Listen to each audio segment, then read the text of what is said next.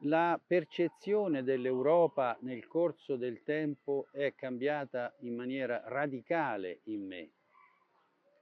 Nei primi anni, dopo appunto la formazione dell'Europa, le notizie che arrivavano sull'Europa erano sempre molto rare, nessuno ne faceva cenno, i media, i telegiornali erano molto parchi di informazioni sull'Europa, tutto era incentrato sull'Italia e qualcos'altro sull'estero, ma l'Europa se ne parlava molto poco. Ho notato negli ultimi decenni che ovviamente di Europa se ne parla molto di più e con maggiore dovizia di particolari e questo mi fa molto piacere.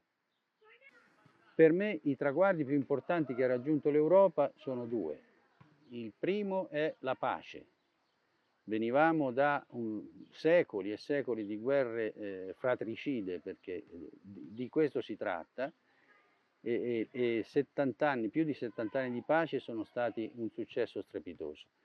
L'altro evento che ha modificato realmente la vita della gente europea è stato l'invenzione e la messa in opera dell'euro.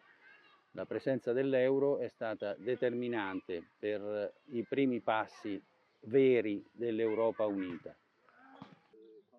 Sì. Diciamo che per quello che riguarda la percezione, diciamo, le novità rispetto a che cosa ha significato l'Europa per me, ma per quelli che conosco, è stata appunto la conoscenza di modi di pensare, culture diverse, che però una cosa mi ha sempre, diciamo, colpito: siamo tutti uguali, cioè non esiste una differenza di vedute rispetto alla nazione a cui si appartiene. In fondo tutti siamo curiosi, tutti cerchiamo di conoscere gli altri, e questo appunto anche frequentando per esempio degli amici in Svizzera un paio di volte, insomma, diciamo, questo fatto che l'abbattimento delle barriere, anche se la Svizzera ha ancora le frontiere, non è nella comunità, però questo abbattimento delle barriere ha facilitato molto diciamo, lo scambio, la conoscenza in tempi lontani da oggi. Era difficile andare all'estero, specialmente nei paesi dell'est, servivano permessi, documenti. Invece la comunità europea, insomma questa Europa alla quale io tengo molto, perché sono convinto che solo così si può progredire, si può avere, diciamo, un futuro migliore. È appunto questo fatto che tutte le persone, quando si incontrano senza pregiudizi, riescono ad avere un'idea comune, un'idea anche di rispetto e diciamo, di amore e di affetto. Sicuramente diciamo, lo sviluppo dell'Unione Europea c'è stato nell'arco dei decenni, insomma questo è indubbio, sia per l'allargamento dei paesi, quindi dal primo nucleo insomma, dei 6 paesi che costituirono insomma, l'Unione del carbone e dell'acciaio fino ai 27 paesi di oggi. Insomma. Devo dire che l'incidenza sulla realtà individuale è collegata soprattutto al fatto che progressivamente, diciamo, sono intervenuti tutta una serie di trattati e di leggi che hanno un'incidenza oggi un pochino più diretta rispetto alla vita dei cittadini, insomma, cosa che all'inizio era sicuramente più limitata ad aspetti economici, insomma, della realtà. Quindi credo che oggi sicuramente c'è un'incidenza molto più precisa, molto più pressante, proprio legata al fatto che c'è stato uno sviluppo della normativa europea che ha un'incidenza diretta sulle sorti delle normative dei vari paesi e quindi indirettamente anche sulla vita dei cittadini. La percezione dell'Unione Europea è man mano cresciuta, e i cittadini europei, cioè nella nostra Italia, penso che c'è stata una consapevolezza maggiore dell'appartenenza all'Europa.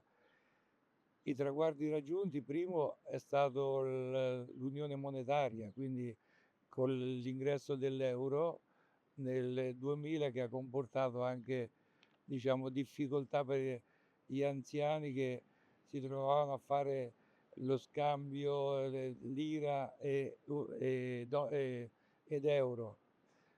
Questo ha comportato anche come conseguenza per quanto posso ricordare, per esempio, i miei genitori avevano difficoltà sui prezzi, quindi un grande errore secondo me che c'è stato e che ha fatto Prodi, questo lo devo dire, di tramutare l'euro che era diciamo svalutata la lira, che con 1.000 lire sono passate a un euro che era 1900 e rotte, quindi c'era la difficoltà che c'è stata anche una speculazione che ha fatto sì che i prezzi da noi fossero automaticamente aumentati con la sopravvalutazione dell'euro rispetto alla lira.